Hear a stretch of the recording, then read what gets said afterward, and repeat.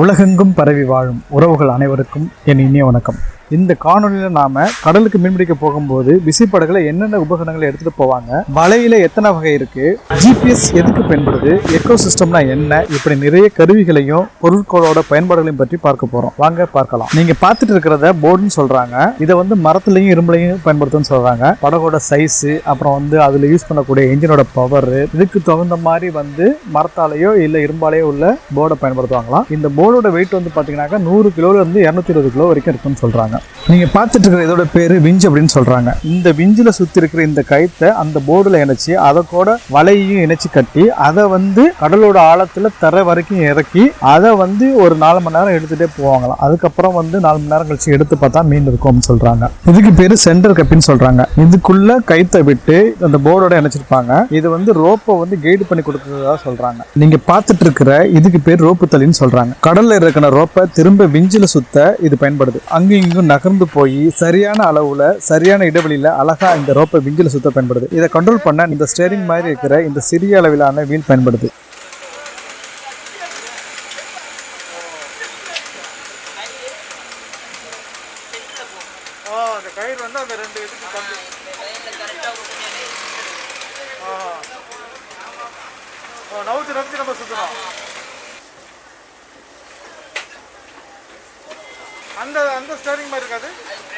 நீங்க பார்த்துட்டு இருக்கிற இதுக்கு பேர் பிரேக்னு சொல்றாங்க. இது எதோட பிரேக்னாக்கா, இந்த விஞ்சில சுத்தி இருக்கிற கயிறோட வலையோட பிரேக். எவ்வளவு தூரம் வலையும் அந்த கயிறு கடலுக்குள்ள தேவையோ அவ்வளவு தூரம் கடலுக்குள்ள இறக்கிட்டு இதை சுத்தி டைட் பண்ணிடுவாங்க. அதனால இதுக்கு பேர் பிரேக்னு சொல்றாங்க. தேவைக்கு தகுந்த மாதிரி இதை கூட்டிக்கோ குறைச்சியோ பண்ணிப்பாங்க.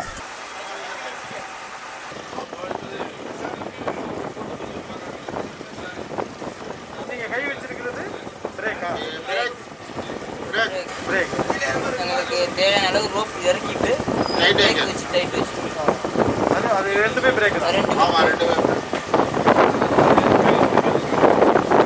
நீங்க பார்த்துட்டு இருக்கிற இந்த கப்பி மூலம் தான் வலைய மீனோட கடல்ல இருந்து மேல தூக்கி படகுல இறக்கி மீனை கொட்டுவாங்க.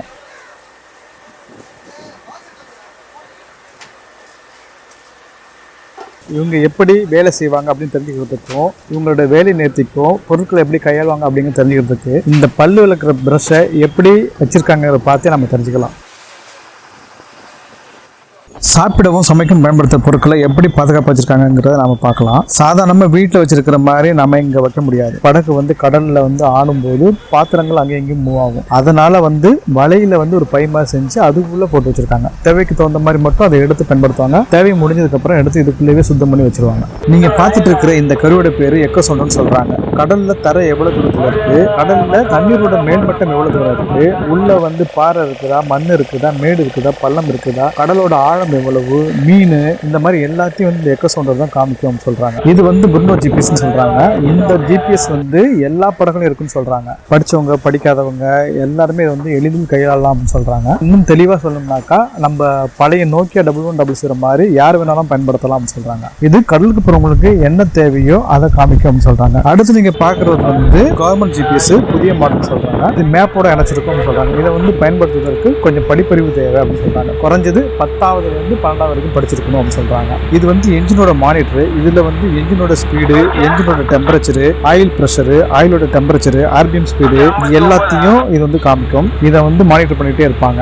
என்ஜின் மானிட்டர் பக்கத்துல இருக்கிற வாக்கி டாக்கி. இது தூரத்துல இருக்கிற படகுல உள்ளவங்களை தொடர்பு கொள்வதற்காக பயன்படுத்துறாங்க. ஏதாவது தேவைனாக்கா அவங்களுக்குள்ள பேசிப்பாங்களாம். இல்ல ஏதாவது தகவல் வேணும், இல்ல ஏதாவது பிரச்சனை அப்படின்னாக்கா அவங்கள தொடர்பு கொள்வதற்காக இந்த வாக்கி டாக்கி பயன்படுத்துறாங்க. நீங்க பார்த்த GPS, walkie talkie, fish finder, echo system, இது எல்லாத்தையும் கரையில இருக்கிற படகுல பார்க்க முடியாது. கடலுக்கு தொழிலுக்கு போயிட்டு வர படகுல மட்டும் தான் பார்க்க முடியும். அதை இயக்கும் போது மட்டும்தான் அதை எடுத்துட்டு செட் பண்ணுவாங்க. ஒரு படகு தொழிலுக்கு போயிட்டு கரைக்கு வந்த உடனேயே இது எல்லாத்தையும் கழட்டி கொண்டு போயிட்டு வீட்டுல வச்சிருவாங்க. ஏன்னா இது எல்லாமே விலைவந்த பொருட்கள் அப்படிங்கறனால ஈஸியா எடுத்துட்டு போற பொருள் அப்படிங்கறனால யார் வேணாலும் எடுத்துட்டு போயிடலாம் அப்படிங்கறனால இதை கழட்டி கொண்டு ஃபர்ஸ்ட் வீட்டுல வச்சு தான் இருப்பாங்க. நீங்க சாதாரணமா படகுக்கு போனீங்கன்னாக்க இது எதுவுமே பார்க்க முடியாது. நான் கேட்டுக்கிட்டதுனால என்னோட நண்பர் கீச்சாங்குப்பத்தை சேர்ந்த ஆனந்த் என்பவர் இதை அவர் தொழிலுக்கு போகும்போது படம் எடுத்து நமக்கு அனுப்பினாரு. அதனால தான் நான் உங்களுக்கு டீட்டெயிலாக சொல்கிறேன். நீங்கள் பார்த்துட்டு இருக்கிற இந்த சின்ன இடத்துல தான் இந்த படத்தில் இருக்கிற 10-12 பேரும் இங்கே தான் படுத்து தூவாங்கன்னு சொல்கிறாங்க. மேலே ஒரு லேயர் மாதிரி இருக்குது, கீழே கொஞ்சம் பேர் படுத்து தூங்கலாம். மேலே கீழே இப்படி தான் படுத்து தூவாங்கன்னு சொல்கிறாங்க.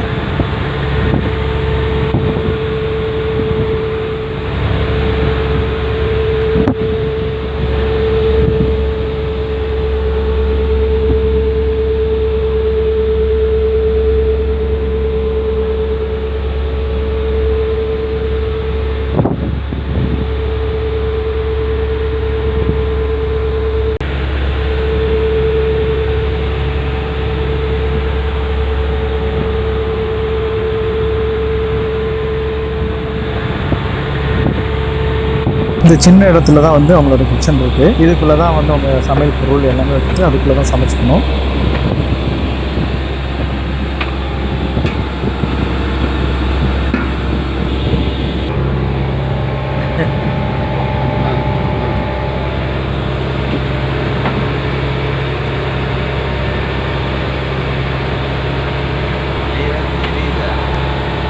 மீன்பிடிக்க பயன்படுத்தும் வலையில பல்வேறு வகை இருக்குன்னு சொல்றாங்க. 25 mm, 30 mm, 40 mm, 80 mm, 120 mm, 1000 mm, 4000 mm, 6000 mm வரைக்கும் இப்படி இருக்குன்னு சொல்றாங்க. அந்த mm சொல்றது வந்து இந்த வலையில உள்ள கைத்தோட திக்னஸ் சொல்றாங்க. இந்த வலையை பற்றி தகவல விரிவான காணொலியை உங்களுக்கு நான் தரேன். இன்னொரு காணொலியில நம்ம பார்க்கலாம். ஆரம்பத்துல இருந்து கடைசி வரைக்கும் இப்படியே இருக்காது. போக போக உங்களுக்கு வந்து அளவு குறுகிட்டே போகும். இதோட அளவு குறுகிட்டே போகும். பெருசு குறுகிட்டே போகும்.